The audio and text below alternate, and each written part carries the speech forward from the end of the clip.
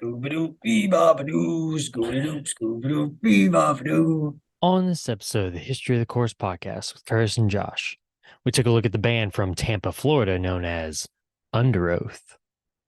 Make sure to follow us on Twitter at IsSurvivedByPro for news and the latest episode postings.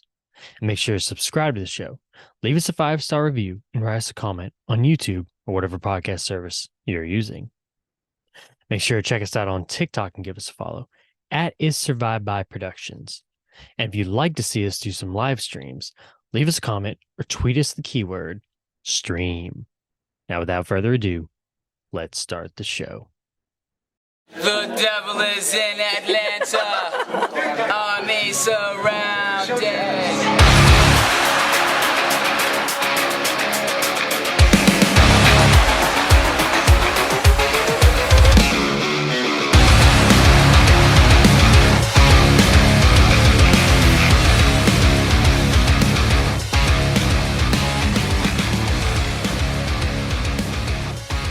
I tried so hard to be her day, but the night has already taken me away.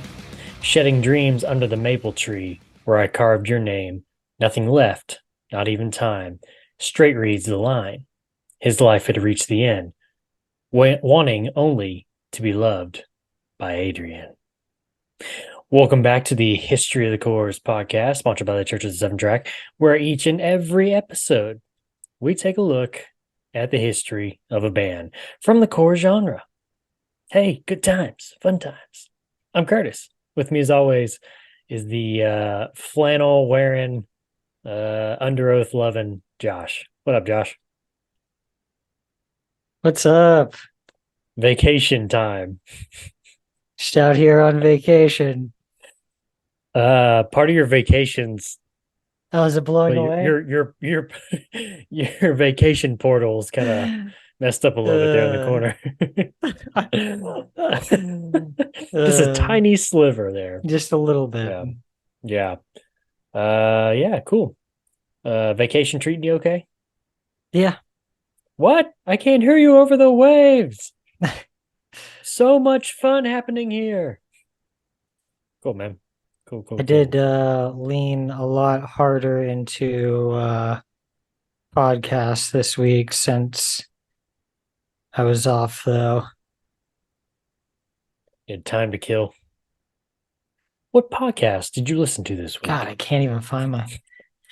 A lot of dollops. A lot of dollops. Okay. Well, we'll get to that here in a second, Josh. Before we do, we had a brand new episode of the History of the Course After Hours podcast this past week. Me and Eric sat down and talked about the band called Comeback Kid from Canada. We're currently in our Canadian invasion, Josh. Me and Eric are. So that's fun. Yeah, exactly. So yeah, we had a brand new episode. If you're not familiar with the podcast, I'm going to give you a little sneak preview right here. I think it was Between the Buried and Me, Alaska. I think was on that one. Oh, man. And there was another one I can never remember, but there was like 3 music videos on there that he showed me. I was like, wow, about all of them. It's pretty crazy. A big man in a tiny room with a tiny desk. That's all I could really tell you about Alaska from Between the Buried and Me. Well, I remember them coming on and talking about, hey, we're Between the Buried and Me. This is our song, Alaska. That's one of my favorite parts. Every time I think of that song, I always think of them doing their little intro to that. And it's Dusty, the rhythm guitarist, who always acts goofy, but he's kind of got like this southern accent. He's like, oh, hey there, we're Between the Buried and Me. This is our video for Alaska. Now watch out, there's a crazy guy in there. Just writing all over himself, you know? Yeah, that's pretty crazy. Of course, in the background, you just hear the guitar solo to begin it. Bow, down, down, down, it's like, oh, God, that's so good. A long time for that one, too. That's a good one. Okay, so this is one of those bands that likes to self-describe themselves, Eric, much like... They're self-identifying, huh? They're self-identifying, as you like to say. What do you identify as? What's your pronouns? Metal and hardcore. So Comeback Kid's pronouns are They self-describe themselves much like 1-0. They self-describe themselves as blue collar hardcore. Excuse me, blue collar hardcore punk. Mm. Mm. While Josh himself described them as two-step kings. Now, Eric, how would you describe Comeback Kid to a new listener? Well, I'm not much for dancing. So I don't know if Two Step Kings tells me a whole lot. Blue collar hardcore punk may be a good way to explain their sound, but it creates a lot of questions in my mind. But that might be what they want, is to get people like getting on the Googles and going, what in the world is this? Right, yeah. And if it gets somebody thinking, talking, or Googling about you, that may be what they want. Kind of like we talked about in the last episode, everybody's got a gimmick. Everybody's got a gimmick. And personally, I would go simply as a whole, taking their entire discography into mind, just melodic hardcore. Okay. Interesting. Josh. They get more melodic as time goes on. Yeah, Josh didn't like the blue collar moniker, and I agree with him after some little discussions about it, because we always set 1-0 as the standard in terms of blue collar, because those guys were truly blue collar. They worked at construction jobs and blue collar work during the day, and then they'd come home and they'd play their music.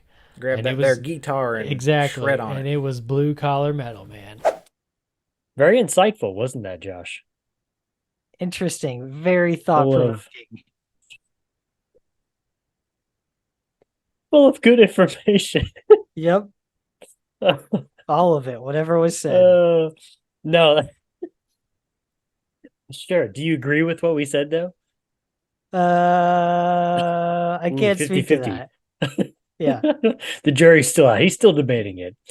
That's a good idea, though. I think I'm gonna start like messing with you, start pulling out like some like craziest clips, and then you need to be like, "Wasn't that hilarious?" Oh, it was hilarious, man. Yeah. They Cool. didn't play well. Did you get to listen to the episode this week, Josh? Yes, I did. Oh, sounds like you may have some concerns. I don't know. I just have a couple thoughts. Things. So I'm still not 100% able to wrap my head around the concept. Yeah, I feel that was the post-hardcore instrumental with no vocals, but everybody in the crowd somehow knows the lyrics. The band never had a vocalist, so I don't know how they're all the vocalists. They are all the vocalists. How does anybody know the lyrics? They're all the vocalists, though. That's what I'm trying to say is there's no one person all the band members? Yeah, and at just random times okay. you have the what's the word? Gang vocals. That I'm looking for. Gang vocals, yeah. So is it only gang vocals? Yes, that's what I'm saying. It's only gang vocals. Okay.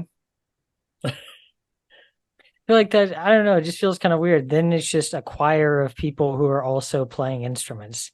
Yeah, but they're not like harmonizing or anything. Like if it was like a Catholic choir or anything.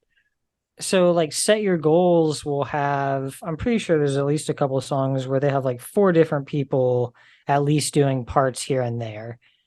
Alisana is another really good example of that, of like a lot of people all singing. You're saying past that, it's only gang vocals. Okay, let's do this. So you take a song off of, because I think this is a good example of with gang vocals. So Comeback Kid's first album, Turn It Around. We both agree there was tons of gang vocals on there, right? Yeah. Okay. So take that. If you took a song from there and you just deleted the main vocals, if you just deleted all of Scott Wade's parts, and all you're left with is just the music and the gang vocals, that's what I'm talking about. Now, obviously, for them, they're more structured to, well, we know we have a main vocalist. So it's like you be going into this thing, making the music where it's like, okay, we know we don't have the main vocalist, so we got to be a little more selective about what we're saying, what the gang vocals are, where it is, so on and so forth. You know what I mean? So it's mostly instrumental, but every Yes. now and again there's gang vocals that are like, and we will carry on. Yeah. Okay. All right. I don't Are you know. slowly getting on board? No, I'm not getting on board. I'm Okay. just struggling to like hear the concept in my head, to like visualize this happening and do I like it or not, you know? Maybe I'll just ask AI to create a band for me and then I'll present it to you. There you go. Yeah. Anything else? The only other thing was I feel like you guys kind of missed my mark on the hardcore songs that are a woman's name for the title. How so? That's not a blanket statement just to apply to any genre. Because you guys immediately started talking about bands outside of the genre who all have names of women for the titles. I'm like, yeah, that's 90% of music. But But I think it was just a random thought. I don't think it was going like, hey, everybody else does it, or whatever. I don't know. You guys were saying that a lot of those were like good songs. Like, yeah, I mean, like those are good songs. So I don't know. Yeah, I just feel you guys kind of missed my point on that. My point was that within this genre, because it's so rare that you see a woman's name as the title of a song. In another genre, it would be like I said, 90% of the songs. Right. But within this genre, because it's so rare, those usually end up being some gems. Gems, sparkle, sparkle. Cool. Anything else? No. Thank God. All righty. Cool. On to new Yeah. business. Go check out that full episode. Yeah. Okay, so you listen to podcasts this week, eh? Yep. Anything else? Not really. Okay. Yeah, I only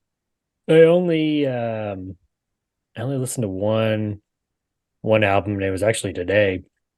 Because the rest of my week I spent with Underoath, because I haven't really listened a whole lot to their older stuff in terms of like the first two albums. So I listened to a lot of that. But this band is a post rock band. It's called I Hear Sirens. Is it a windmill? No, I don't know if it's a windmill. Well, maybe Is it there is. somebody attached to the windmill? Is it spider's web? Right there. Yeah. Almost made me think of like a crane at first when I looked at it. Those look like legs. I can't pull it up. Sorry, I'm trying to pull up the full picture so I could see it real quick. But anyway, post rock band, they're pretty good. What was her name again? I Hear Sirens. It's a 4-piece band. It looks like a almost like a satellite dish, like a gigantic set, because the strings with the wire in the middle. And this like the strings here, and then there's the post, and it's like, but then those look like windmill fans. So it's almost like it's a combination. like a medieval windmill. Maybe it's a medieval windmill. Are these not like burning windows down here Where? at the Sorry, bottom? I can't see you. Where, right here? Or over here? Under your elbow. Yeah. Below there. I don't know. I can't see. Can't see it very well. I was gonna see what the album was called real quick. But yeah, they're pretty good. It's the first time that I heard them. Not Beyonce. I don't care about Beyonce. Good night. Beyond the Sea, Beneath the Sky. That's the album title, 2009. So yeah. But yeah, that's what I listen to, besides Underoath. So back to regular programming. All right, Josh, let's get down to business. You want to? Yep. All right. Woo. Today we are taking a look at the band known as Underoath. categorized in the genres of metalcore, post-hardcore, screamo, emo, and Christian metal, mainly their early stuff.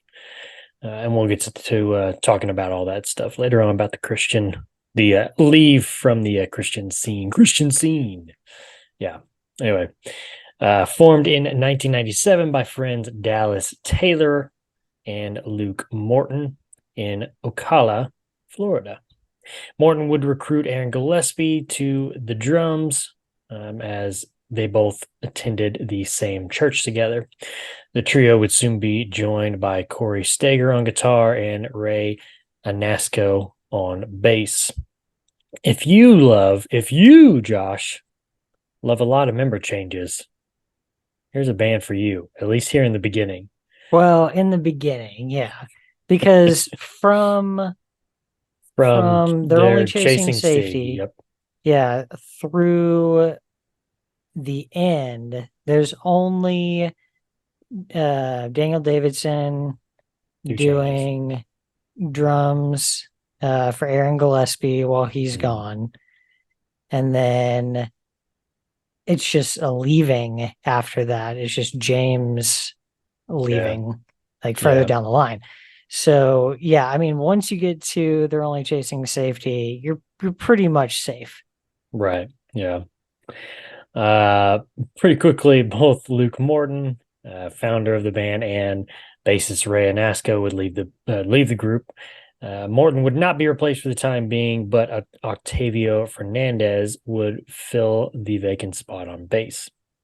The band would quickly sign with independent label Take Hold Records after playing local shows and festivals, and release their debut album 1999's Act of Depression from Take Hold Records, produced by James Paul Wisner. Get used to that name because we're going to hear it several times. At least in this episode, we're going to hear it on all three of them. But I think he does They're Only Chasing Safety, maybe.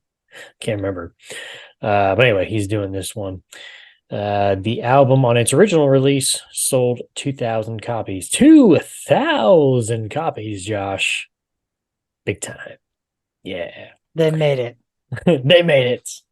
Back in the days when you just print it yourself, probably, and just, here you go. Here you go. Take one. Take one.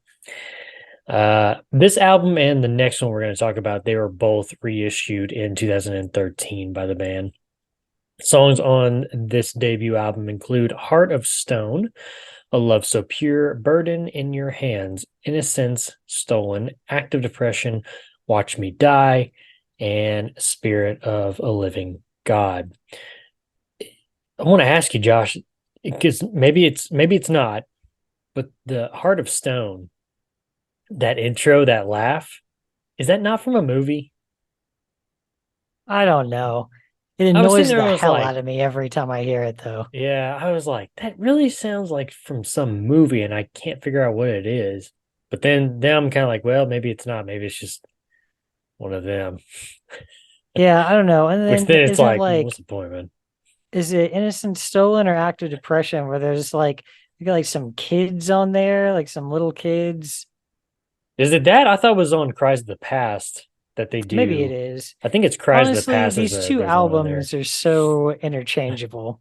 Yeah. The Well, and length one of of the songs is completely unnecessary. A yeah, 5-track album that's almost 50 minutes long, that's disgusting.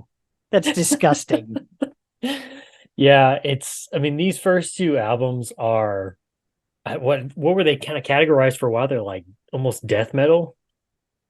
I think I'd seen death metal at one point on one of Yeah. these.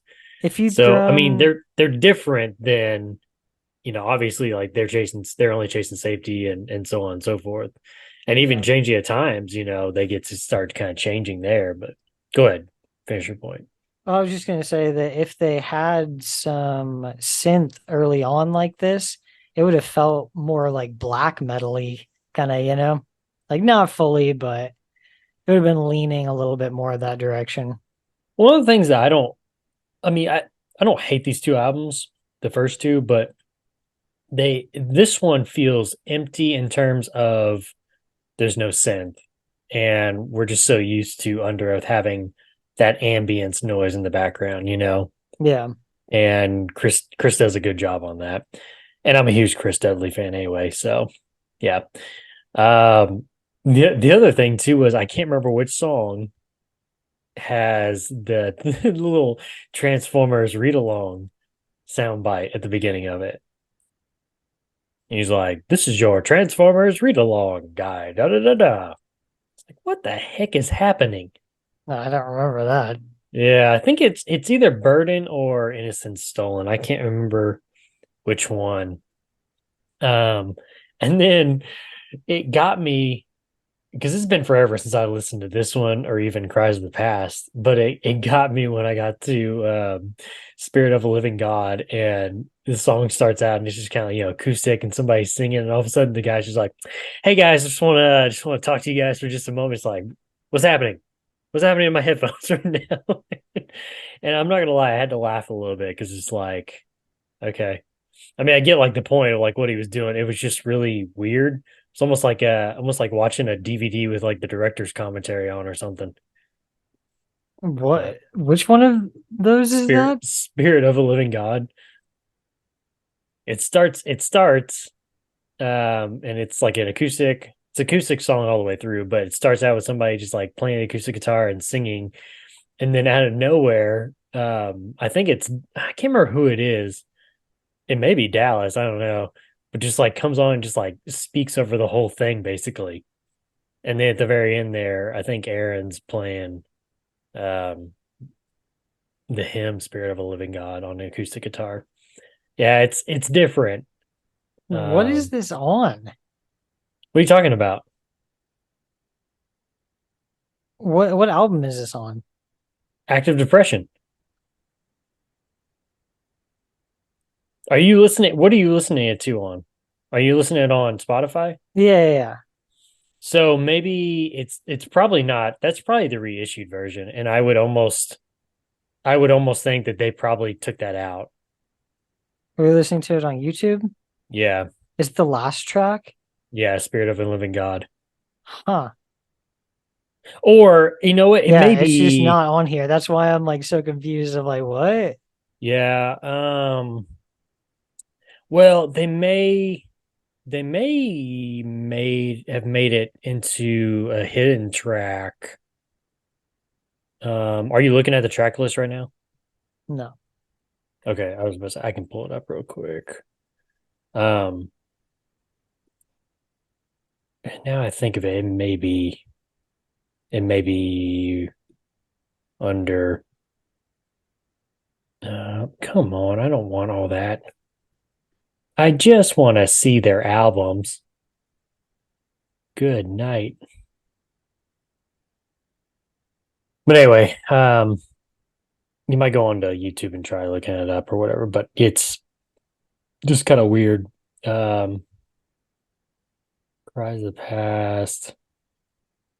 Huh. Yeah, it is weird. They just like totally took it off. But I would almost like wonder if they took that off because of like their stance now, you know, in terms of like not Yeah. being Christian. So, but anyway, Well, um, especially if, when the reissue came out, yeah, if they'd see, yeah, yeah, this is the original artwork I remember for it, for yeah. Cries of the Past. Mhm. Do you know at what point? It starts saying that. Are you on Yeah, YouTube? yeah. It's pretty quick. I mean, you shouldn't have to go very far to do that or find it. Um, I mean, did you just look up Spirit of Living God? No, I guess I should do that. Yeah, you should have just done it like that. It's about like 30 seconds in, 20 seconds in. No, it's okay, about 15 seconds in. It's almost kind of like unsettling because like the way it's kind of mixed in. Like I said, it almost makes me think of like watching a movie with like director's commentary on or something. But um Yeah, like I said earlier, this one and then the next one are definitely, if you're familiar with, they're only chasing safety to find the great line, stuff like, oh, to find the great line, stuff like that, then yeah, going back to listen to these two albums are, I mean, it's definitely different. Obviously, different vocalists, no synth on this one. Yeah, I could see how listening to that for the first time, you'd be like, "What the hell?" Yeah, I was like, whoa, what's happening? Yeah. Who's talking? Yeah. So, what'd you think of this album, Josh? Um, Active Depression and Cries of the Past both work for me, but this is not going to be an entry point for anyone. Like this, I don't even know if I would have liked them as much or until maybe later. Like if Well, they're only chasing safety hadn't been, you know, really my first exposure to them. I feel like we got three different eras here of Underoath, and so you got this one that's got the three albums that we're going to talk about, and then you got the middle frame, which is they're only chasing safety through maybe disambiguation, I would probably say through not. I mean, disambiguation. okay. I was kind of on the fence about it because it's like, well, Aaron's been just such a, stable from the beginning. So it's kind of like, is that kind of an end in an era or not? But then yeah, definitely your third era is when they come back and I mean their beliefs are different and they just kind of yeah. So I almost feel like this one is this era is directed towards one group of people. The next one's probably more widespread, but then I feel like you lose a lot of people when you get to that last era, you know. Yeah. So And you pick up a bunch of horrible new people. yeah. Sure. Yeah. Alrighty. That's their debut album, Act of Depression. The band would add Matthew Clark on bass as Octavio Fernandez would slide into the vacant guitar spot, bringing the band to a five-piece. But soon they would add a crucial piece, Josh, a piece that is near and dear to my very heart. They would add Chris Dudley on keys, programming, what have you. Synth. Synth. That's a good way. Yeah. Synth. We'll say that. Synth. Yeah. And that leads us to their sophomore album, 2000's Cries of the Past from Take Hold Records. Produced once again by James Paul Wisner. Yeah, This there's is only the a last. year. There's only a year between these, right? Right. Correct. Well, the last one was 99 and this is 2000. So less than a year, basically. Okay. So It probably feels like a lot had. of this was written at I kind of was the going to same say, I'm time. Like, sure they probably had a bunch of this in the chamber already, yeah, you because these know. two albums So are very similar. mhm. Only real difference is the synth, Hmm. being absent on the first one. This is the last album for Corey Steger on guitar, first album for Chris Dudley on synth, and the only album for Matthew Clark on bass. Sold out of its 3,000 printed copies, Josh. Sold out. Yes. 3,000. Wow. Wow. Woo! Big time. We sold 1,000 more. And like I said just a little bit ago, this album plus the debut album were both reissued in 2013, as Josh mentioned on Spotify. Don't you like that? I mean, let me get your opinion real quick. Oh no, what's happening? I thought he was about to show me something.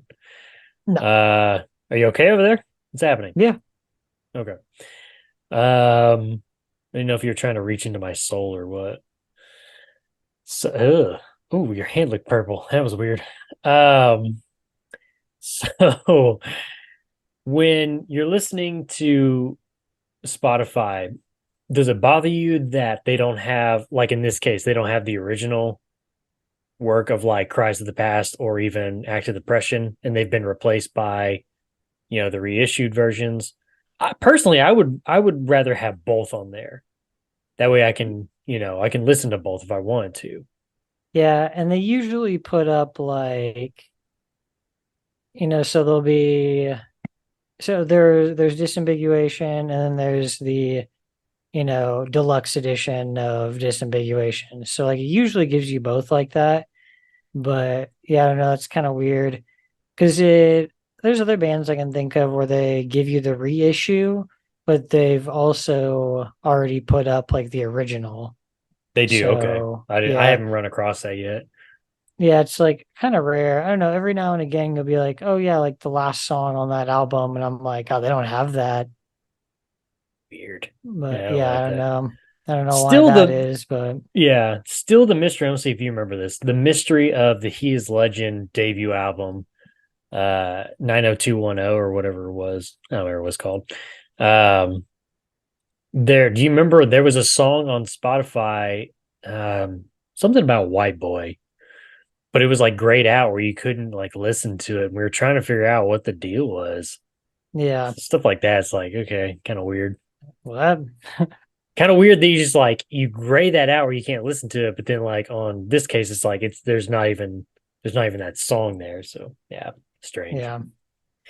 Alex Cantwell of chroniclesofchaos.com wrote in his review of the album, quote, crazy hardcore with a very direct black metal influence. Or is it the other way around?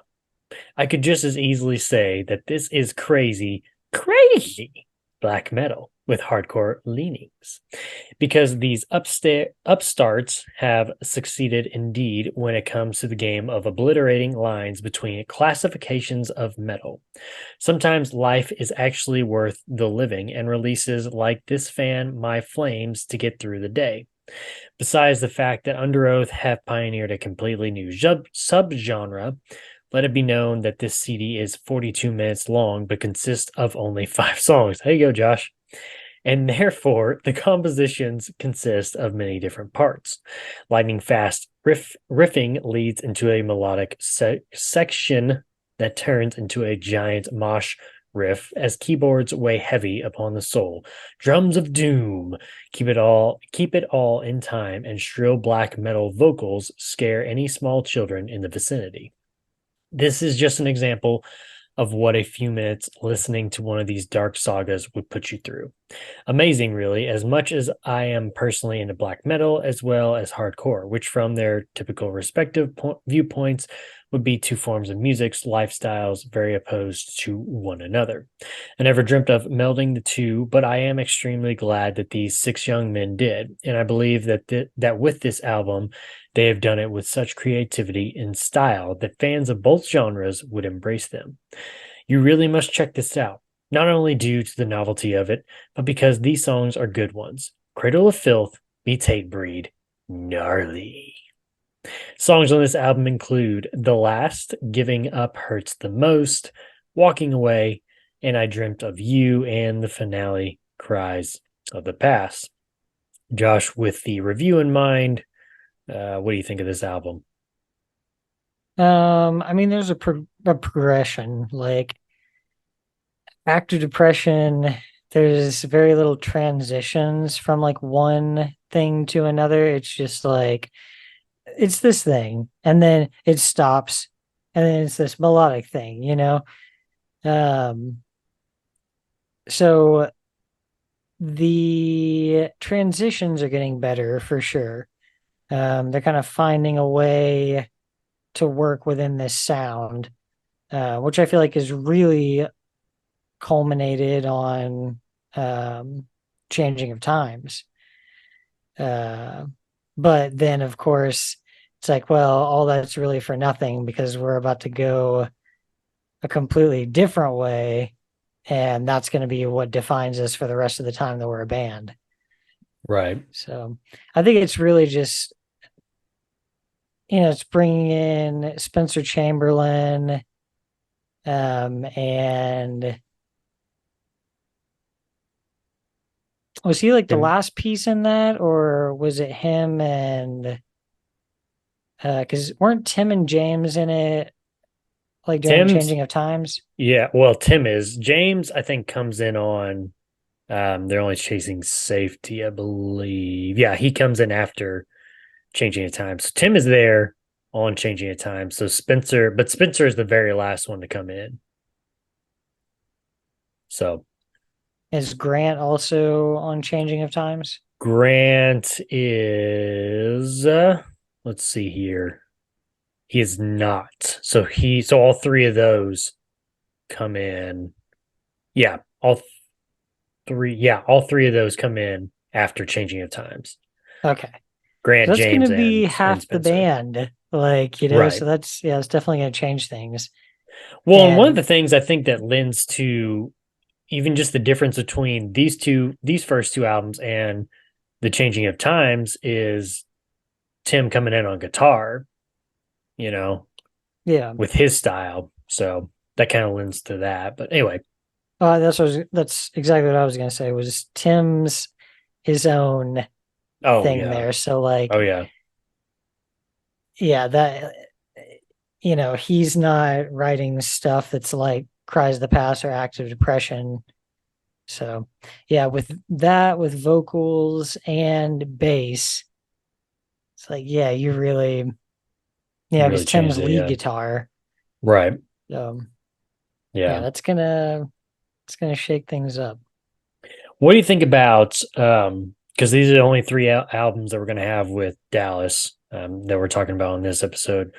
His vocal progression, not even thinking about what's to come in the future, because we've talked about it before. It's crazy to think of him going from Underoath and the screams that he did in that to however you want to call it in Mailing.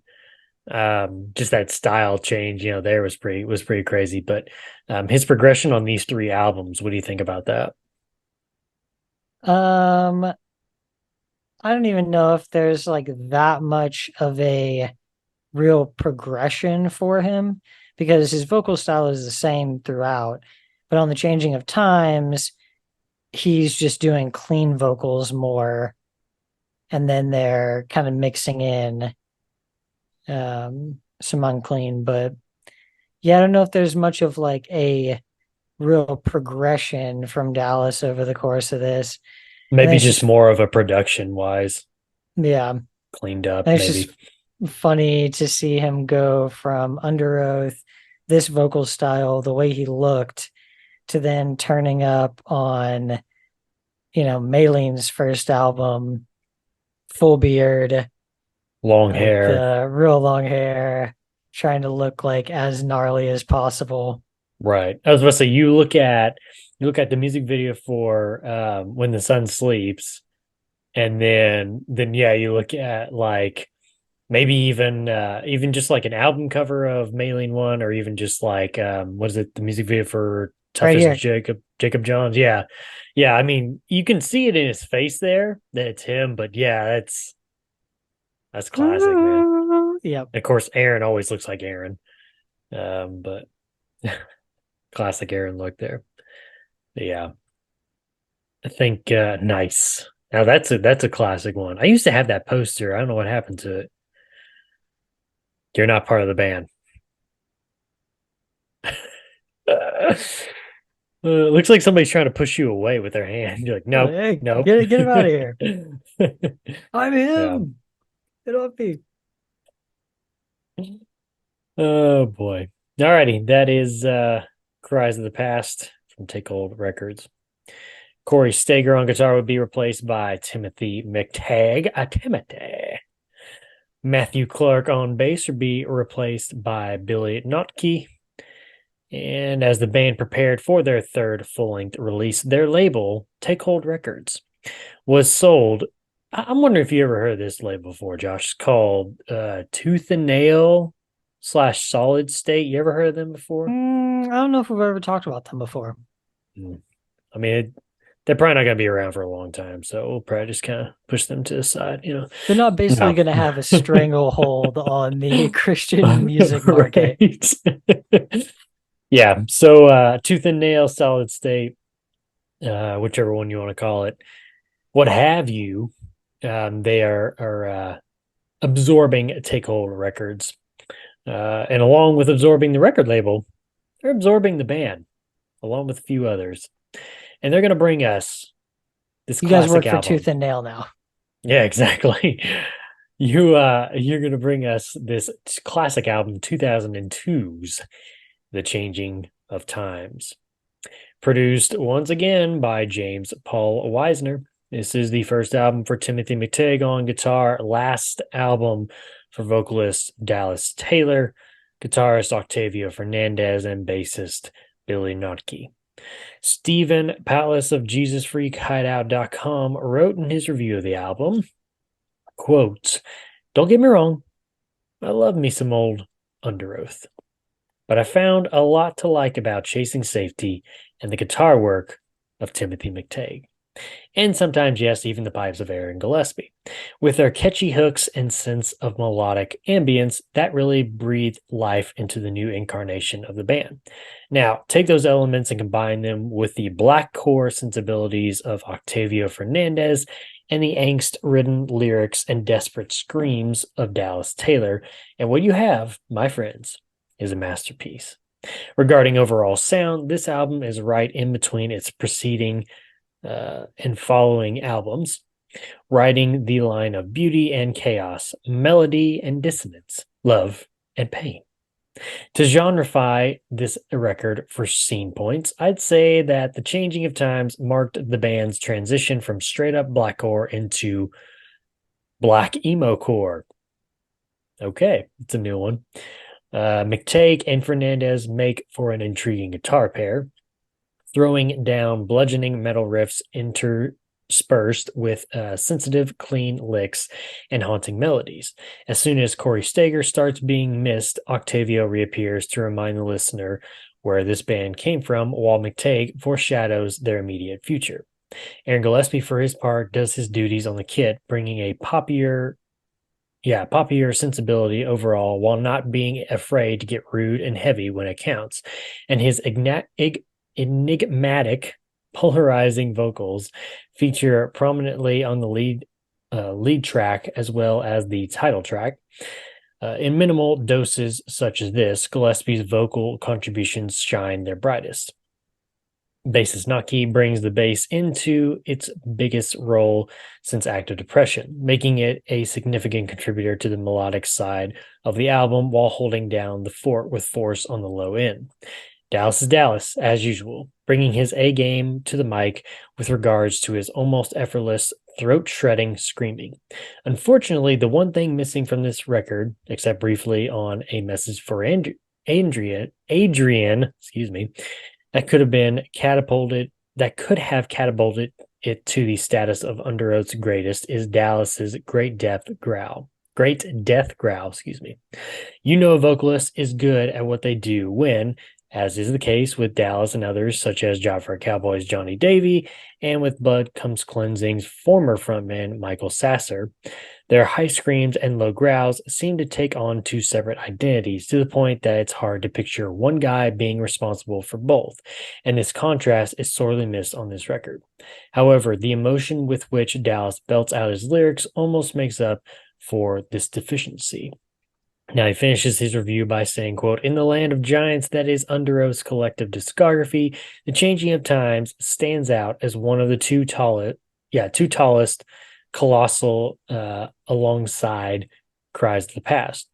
While it might not have had the mainstream appeal of the band's following release, nor the legendary elusive aura of its predecessor, The Changing of Times is nothing short of greatness nevertheless. It's still in print. It was almost released on Takehold, but was licensed out to Solid State, hence its longevity. But if you can't find a copy in stores, look for Play Your Old Stuff. Underoath's contribution to the swath of 3-disc back catalog sets Tooth and Nail has unleashed upon the earth. The times may have had to change, but while it lasted, the first incarnation of Underoath made some truly timeless music. Songs on this album include When the Sun Sleeps, Letting Go of Tonight, A Message for Adrian, Never Meant to Break Your Heart, The Changing of Times, Angel Below, The Best of Me, Short of Daybreak, Alone in December, and the instrumental finale, 814, stops here. I just want to start off by saying, in my notes here, I wrote down nostalgia. because it brought back some good times. This was What not year the was first. what year was this article written? If you can't find a copy, Yeah, I don't know. Well, it makes me think that it was probably like way later on because he makes mention to Underoath's Play Your Old Stuff, which was, I think that was released maybe around disambiguation time. So this is probably like a review going looking backwards. There's a lot out there like that where it's like they go back and look, you know, yeah, especially these early albums, early 2000s, late 90s and such. 2011. Okay. Um, but yeah, this is not the first album that I heard from them. Chase and Safety was the first one, and then I think Define the Great Line, and then I went back to Changing of Times. And to find out that, Dallas ended up going on to start one of our favorite bands, that was pretty cool to see the connection there. And then again, like we talked about earlier, listening to his vocal style on Underoath was interesting compared to what he would do on Mainly later on. And I just feel like, they took another step forward. Yeah, they're going to change it up, when we get to Chasing Safety. And we talked about before, in the past episodes, Josh, that like a lot of times, vocalist change can, make or break a band. They can also change the style of the band because of the way that, one guy does vocals compared to, maybe a guy does it completely opposite. And then you kind of lean into that maybe or something. Um, I feel like the instrumental track at the very end, 814 Stops Today, really kind of gives us a little bit of a glimpse into the future of what Chris Dudley's got into store, especially when you get to like Define the Great Line, and some of the soundscapes that he brings to that album are just truly remarkable. But what'd you think of Changing of the Times, Josh? Um, again, like you said, it's not the first one. It Right. was they're only chasing safety. Um, but this one also came out in 2002, so Right. that's We were pretty pups. early on. Um, I think my favorite track on this one has always been A Message for Adrian. That's what I was gonna say. Yep. Yeah, that's Sick. always yeah. And that was the lyrics you used, right? For Hmm. the yeah. Hmm. So yeah, and this is the beginning of like you can listen to any track on this one. They're all good. With the first two, like I said, I feel like both those albums are just kind of unnecessary. Like You gotta there's start some somewhere though, and sometimes it yeah, feels for sure. like it feels like And sometimes things have to be like the sacrificial lamb to like, okay, what are we gonna do? What are we gonna do? What style do we want to? Just kind of like an experiment. well, even think about like somebody that we hold in such high regard, like Every Time I Die is just like every album is amazing. Um Plot Bidding War, like Yeah, meh, yeah, meh. By the time you get to Last Night in Town, I think you're like this caliber, you're right, yeah, changing of times level, and then obviously you're about to roll right into gutter gutter, phenomenon. So, yeah, yep. and I think for both bands, those are the two albums that like really jumpstart them. Um, yeah, because for Under Oath, it's like I don't know, a lot of bands, like you were saying, you either you like one vocalist or the other, when they switch after a few albums, and but the person who likes the first part of Under Oath's discography more than like the middle section, I don't know who the hell that would be. I don't know if I've ever met anybody that was like, yeah, chasing safety, define all that. Nah, it's not for me. You'd What? probably like not even like this one too. You'd probably only like Acts of Depression and Cries of the Past because they're so similar. Like Right. this kind of starts to take on a different feeling. Mhm. Yeah, I So agree. Yeah, I agree. Yeah, we'll definitely chasing safety was their jumping point. I mean, they skyrocketed after that, and we'll talk about some of like the numbers selling wise and such. Speaking of numbers, Josh. We're gonna get up over 3,000 copies sold. Oh yeah, we're going 4,000 now. um, that's probably just in like the first hour, dude. Like 3,000 copies sold. Right. Um, Not, I don't want to know about the first two because obviously they're the reissued versions. But what do you got numbers wise on Spotify for Changing of Times? I mean, even the reissues are like pretty substantial. Um, you go back up here. So for Acts of Depression, 400, 300, 200, like pretty decent. Kind of the same for Cries of the Past. Once you get to Changing of Times, though, it starts to jump pretty hard. 6 million on When the Sun Sleeps, million on Letting Go of Tonight, about 1 million on Message for Adrian. They all stay pretty much up there. There's a couple little drop offs, but more than Cool. I would have thought for these first few albums where it's not Spencer Chamberlain. Yeah, I think that's going to be the biggest thing. What are the numbers going to be next episode? Ugh, Um, crazy. yeah, on Give us a another tease. level compared to the stuff before that. Yeah. Okay, so I wouldn't have thought that this would have been the highest. Which on They're Only Chasing Safety. What do you think is most played? Probably Reinventing Your Exit. No. Um, is it a boy brushed and whatever? Yeah. Boy Brush Red, Living in Black and White. Yeah. 65 million. I mean, it's a good like Um, sing along, man. yeah, second's going to be Reinventing Your Exit, but I Okay. honestly thought The Dangerous Business would be the highest on the album. I mean, there's only videos for Boy Brush Red and Dangerous Business. No. Reinventing Your Um, Exit and Dangerous Business. oh, yeah. Peep, yeah. Yeah. That's why I said Reinventing Your Exit because I know a lot of people talk about that song and then yeah, the music video. So I thought, It's a well, good that's probably that video. one then. Yeah. Yeah, it's a good one. Yeah. But yeah, that's just a tease. It's a tease for you. Yeah, it jumps pretty hard. It goes from like most of these, on Changing of Times being close to 1 million to every track being at least several million. So, Are we talking like Taylor Swift numbers? um, I'm not seeing any that are like what was the 20. highest we found on hers? Like 100 million?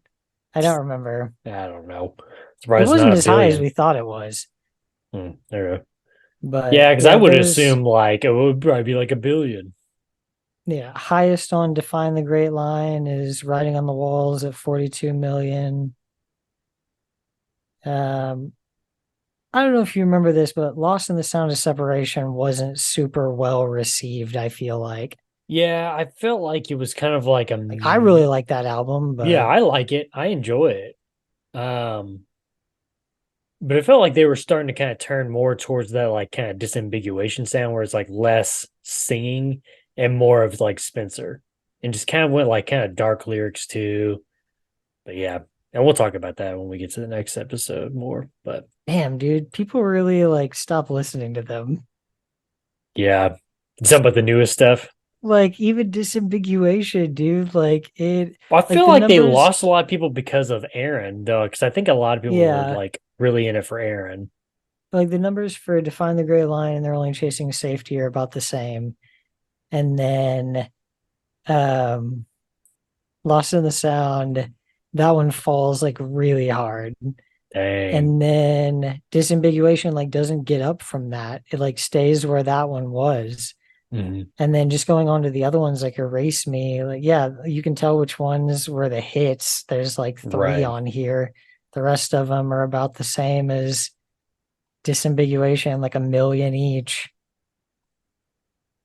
And I think they just then, turned people off, man. God, By dude, that point, was okay. So Voyeurist was last year. yeah, Same thing. A few that are like a million, a five, a three, and then several that are just like a few 100,000. yeah, it's pretty crazy. It's not very Alrighty. inspiring when a band doesn't know what they're about. I'll say No, that. no, no. It's 2002's The Changing of Times from Solid State / Tooth and Nail Records. Billy Notkey on bass would be replaced by Grant Brandel just before the album's release. Octavio Fernandez on guitar would be briefly replaced by Kelly Nunn, who would then be quickly replaced by James Smith on guitar. The band would record some demos with Matt Goldman, which include such songs as Red Hat Society, Leaving Middle Street, Heatherwood, which would actually have, if you listen to it, these songs are on YouTube, by the way. But if you listen to Heatherwood, you can hear the melody of Reinventing Your Exit on there. So that's pretty cool. And Dallas Taylor's doing vocals on all three of those songs.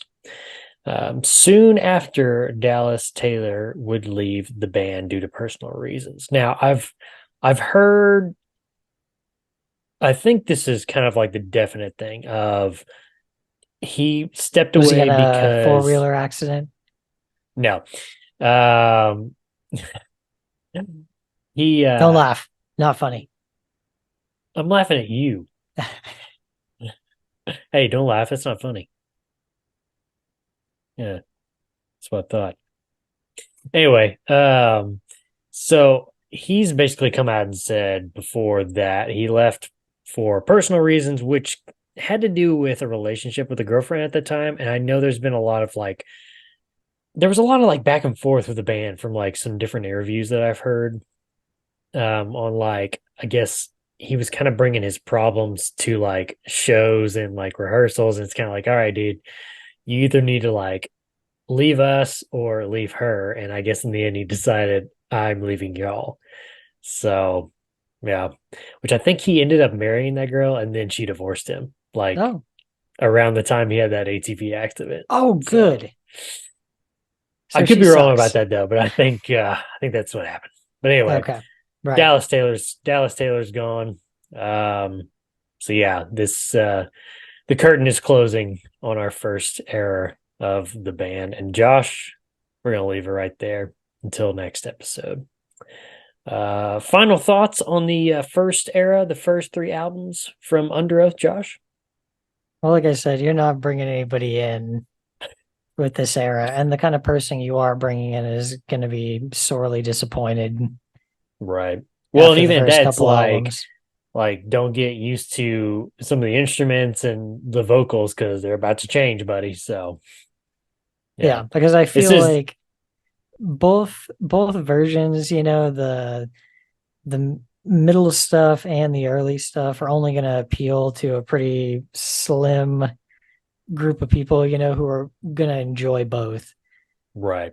Yeah, I was gonna say this is more of like listen to start yourself on Chasing Safety to Find the Great Line era, and then if you're interested in that enough, then it's like almost for like history purpose, just like go back and listen to the other stuff, the older stuff. So cool. All right, we will talk about that middle section in the next episode. Make sure to follow us on Twitter at @IsSurvivedByPro for news and latest episode postings, not just on this show, but our other shows as well. You have the History of the Cores After Hours podcast, where me and Eric, an avid listener of this very podcast right here, sit down and discuss some of the bands me and Josh have already talked about. And then Josh gets a comment on later episodes. Oh, I'll give you a random comment right now. How much do you think is a lot of money that Victory Records would be giving to Comeback Kid at the time of Wake the Dead? What? I don't remember exactly where it fit in when you guys were talking about that album, but I do remember somebody mentioning like Oh, Victory we're throughout talking. all of it. I was like, that can't be right. Like, Well, I just meant like I think it it's was more of Victory just like a deal. Records. Right, but you're going from Face Down Records, which, not a knock to Face Down Records, but you're going from that to Victory Records, which at that time when they came in, they're probably pumping a lot of money into all of their bands to promote in a promotional way, is what we were trying to say. Okay, gotcha. Yeah. I Because was you're like, talking no, about, I really feel like they were not making any money. oh, no. We're talking about promotional wise because their first album on Victory was Wake the Dead. Okay. So, anyway, before I was rudely That's a interrupted. taste. There's another preview for you. We also have the Red Right Hand podcast, which has covered all 6 seasons and a few episodes on some history lessons in between of the Peaky Blinders. And you also have the Throne of the Dragon podcast, which so far has covered season 1, soon to be season 2 of the House of the Dragon series. Also, while you're on Twitter, make sure to follow my co-host at Joshua Lynn Gary. Make sure to leave us a 5-star review and write us a comment on YouTube or whatever podcast service you're using. And if you want to listen to us and see our smiling faces, head on over to our YouTube page. Just search Is Survived by Productions, and they'll have every episode from all of our shows. Subscribe to the channel, thumbs up the video. Until the next episode, Josh. Part 2, Underoath. We'll see you.